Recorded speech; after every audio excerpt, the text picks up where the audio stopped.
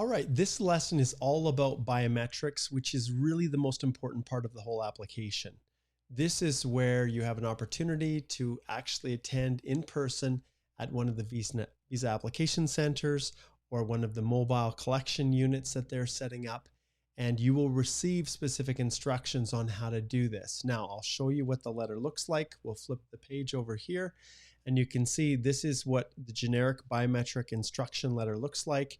It'll have all your pertinent information in there, UCI, application number, name. We've obviously got everything redacted in here, but you can see it's generic, so it applies to all of these. Well, realistically, what you're applying for is not the visitor record, but the temporary resident visa, the TRV right here. And so it's just giving the parameters under which they can collect it, and you must do that before you can travel to Canada. So this is kind of one of the intermediary steps before you get your actual visa.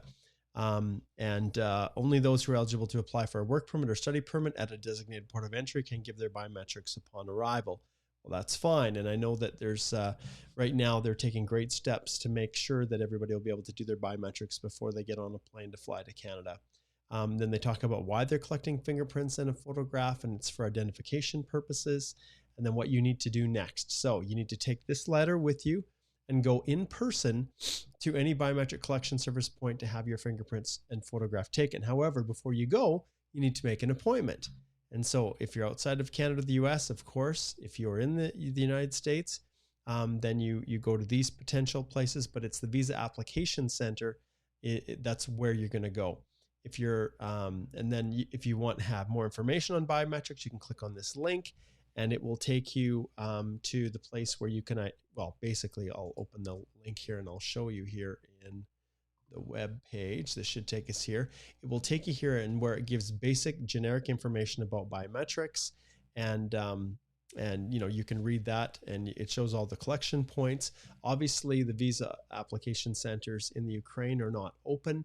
And so these will be, you'll basically search for biometrics location based on where you are physically located, and follow the instructions that you receive in your letters. So I'm just going to flip back here, and then I'm going to get right back to the actual biometrics letter, and I'll show you a little bit more on here. Okay, I think we've got this now. All right. So, so what you're going to do here, like I said, when you present yourself at the collection service point, you must bring a copy of this letter. And you can see it's actually, it's got specific identifiers on there, and a passport or travel document. So those are the two identifiers that you'll need to bring with you. And this letter just proves that you've paid your biometric fee, which of course we know is $0, and or you've claimed the exemption. All right. So this is essentially what you bring with you. And then you've got about 30 days from the date they send it. In this case, it's till April 18th, 2022. And if you don't comply, your application may be refused. And if it is, you have to resubmit a new application. And if you need more than 30 days, you can submit a web form to request an extension of time. So that's an option for you. And then they have specific information about any injuries or medical conditions that might make the collection of biometrics difficult, or if you hold multiple citizenships, you must use the same travel document throughout the application process, including when you're doing your biometrics. So that basically is the rundown for the actual form. Okay, we'll take you back now to the biometric collection letter. And as you scroll down here, you will see in your letter there is a link where it says where to give your biometrics. You just click on that link, and then it will open it up over here. I should be able to get to the right spot. Yes. This is the main government website that gives instructions on biometrics. You can read a ton of information if you want to, but there really isn't anything more to figure out here than right down at the bottom, the biometrics collection sites. So let's say we want to find a site in Poland. We click on Poland VAC, and it goes to VFS Global, which is the third party that handles biometric collection for the government. We can close this as well. And then right here, you can see book an appointment or book now. And so when we click on here, it then takes us here to where to schedule an appointment. And you can read through here. At the end of the day, you're going through the online process, view more info, and then you're going to click here to schedule an appointment.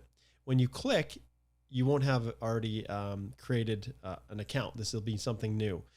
You will not really, I'll be honest, you won't use this account for anything. The email will come with the instruction letter, will come to you by email. So even this, there isn't really an account that you log into. This is purely for the purposes of you receiving the booking appointment notification, and it will come via email. So I recommend you just use the same email that you used for the IRCC application, and go from there. So I'll show you how to do this. So you're basically just going to scroll down here. Well, scroll down. You're going to click on New User, and then you're going to create your account. So we'll just put in here, you want to put your name in here, your email address that you're using, and then your phone number. You can see this is not mandatory. I'll just leave it out. And then I'll just fill in some password information, and I'll be back in a second. Okay, so we've got that information in now. I acknowledge the terms and conditions, and then you're going to enter the information in there. And then we're going to submit. So we're going to click submit. Sure you want to submit? Yep, I do. Don't need that. And then we have to go check our email to get the activation link. So we'll just pause this and we'll head on over to the email in a second. Okay, I'm just going to continue on. Once you've completed the information and click submit, I was hoping to show you, but it's just taking a long time to come through. So you're going to be able to activate it. Once it's activated, then you'll be able to log back in and finalize the registration process. Now, when this is fixed, I'll redo this video, but for the time being, I just want to get this out. So I'm going to flip over here to what is the actual response email that comes back with this attachment. So this was for Warsaw, and we've deliberately left the address information in here to help you, but it'll have the applicant's name here in this spot. There will be a barcode here with a number below it, which is the reference number. They need that barcode to easily be able to scan, and then the appointment date and time. Of course, it's for biometrics enrollment. And then when you scroll down here, like they say that they want you to show up 15 minutes before. I would recommend you get there half an hour before. This isn't something, like I said, you want to hold off on. So it says carry a hard copy of this letter to your appointment. Well, we've talked about which one to include. Absolutely this letter, as well as the biometric instruction letter. I would bring this for sure as well. And then as well, obviously the passport of the individual. And you can say this is the address right now where they have on the letter, but pay attention because it's possible you could have instructions to go somewhere else.